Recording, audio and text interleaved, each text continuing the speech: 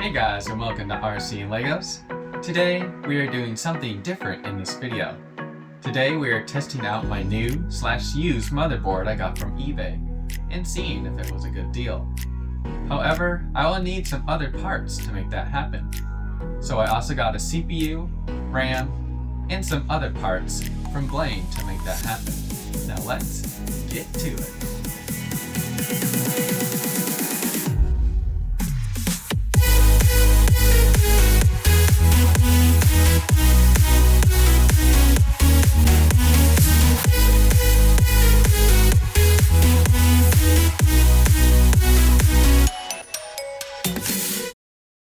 Alright guys, just a little heads up.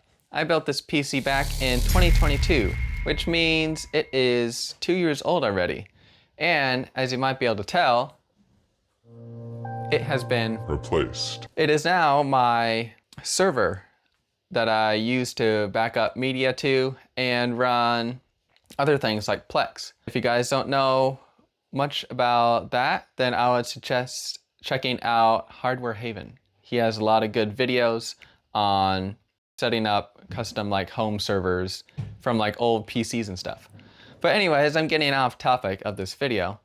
So basically, I would not follow this as a build guide just because it is already 2 years old and the components that I used were released before that.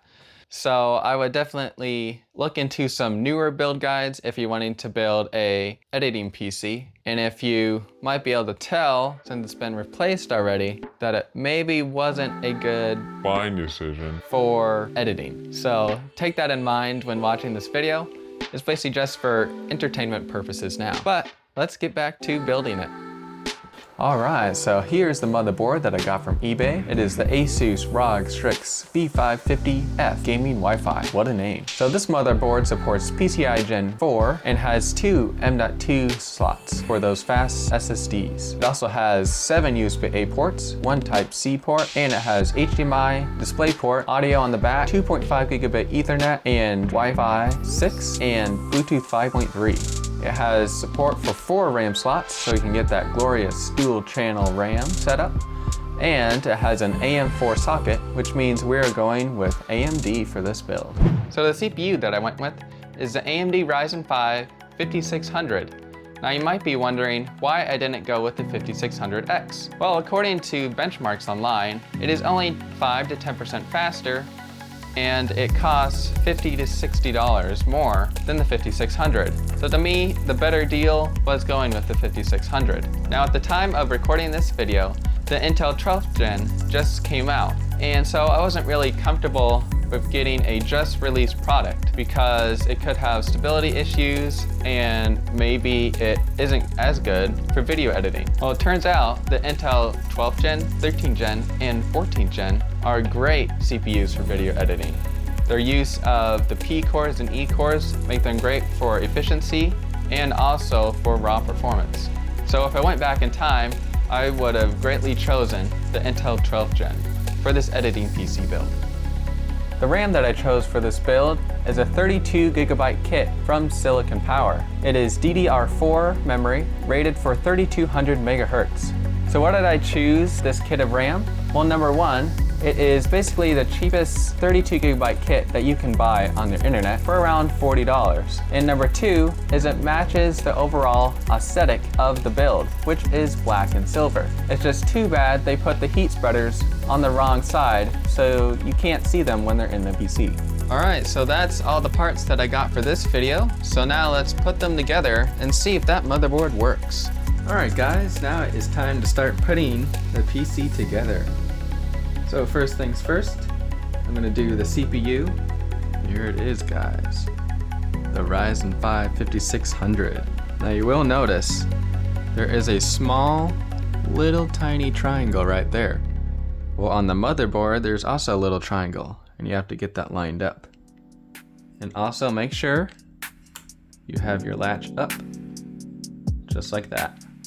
And then you push the latch down, clip it in. There we go. Alright, now it is time to install the CPU cooler.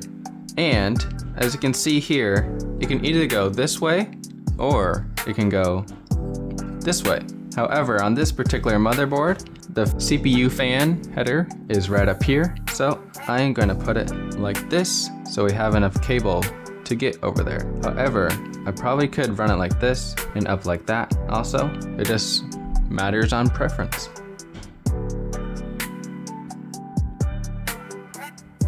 Take your Phillips driver. Now that the CPU cooler is installed, it is time to install the RAM. Now on this particular motherboard, if you look right here, there is stars on the ones you should put it in if you only have 2 sticks. Of course, if you have 4 sticks, you just fill them all up. So let's put the RAM in.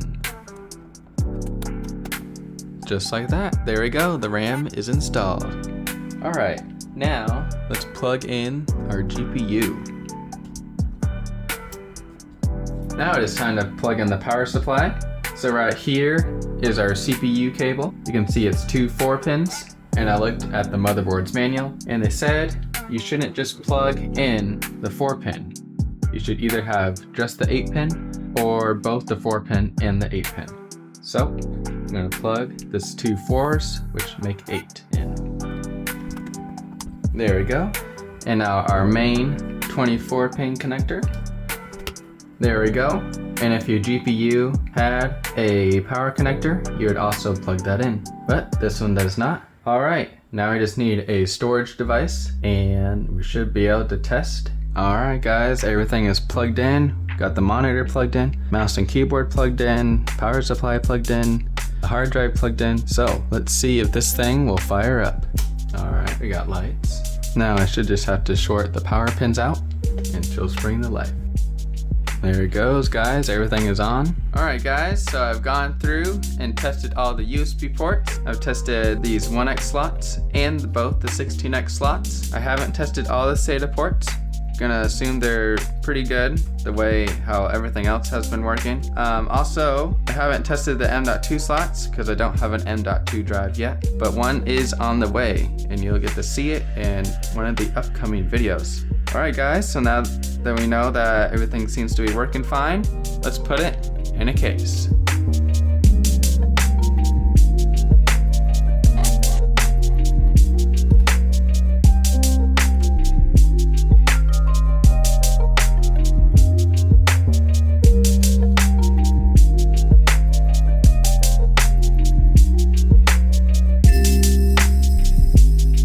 Guys, thank you so much for watching today's video. Hope you guys enjoyed watching me build my new computer. Now I will update you when I get the new M.2 SSD, a actual power supply that I own, and a new graphics card eventually. But until then, this is what I'm going to use until Blaine, of course, needs his stuff back. But thank you guys so much for watching, and I'll see you in the next one. Bye.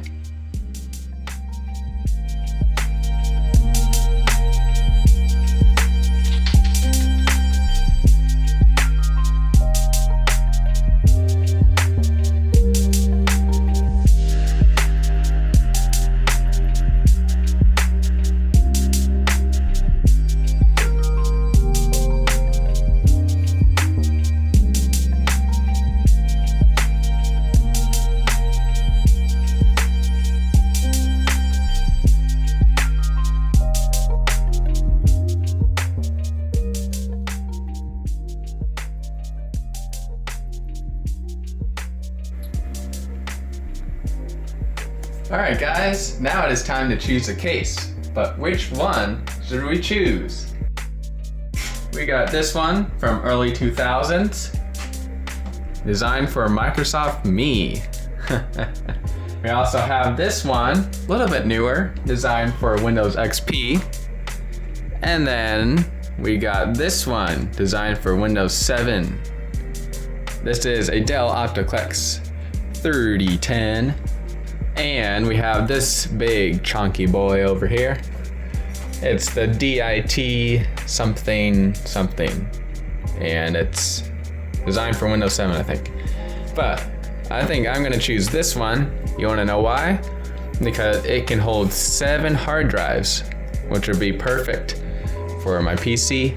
And it is big enough to fit everything in it. So I think this one is gonna be the one that we're gonna choose.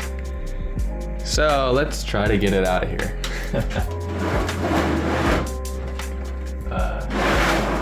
Hold on, gotta take this one out first.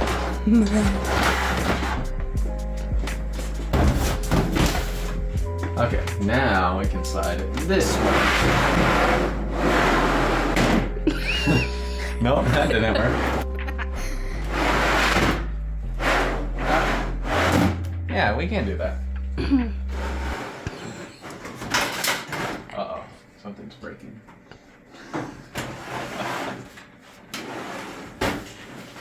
Oh, there we go. It's definitely not anything loose in it. All right, let's take it back and start building in it. Hold on, watch out. Oh well, let's see if it works. Here we go. Oh yeah, guys, look at that. Can feel the air. Geez, moving air. There. Perfect cooling. Look at that. Beautiful. Now it's a B570. It's got the built-in cooling fan. Look at that. Yes. I said turn off the video. You're wasting storage.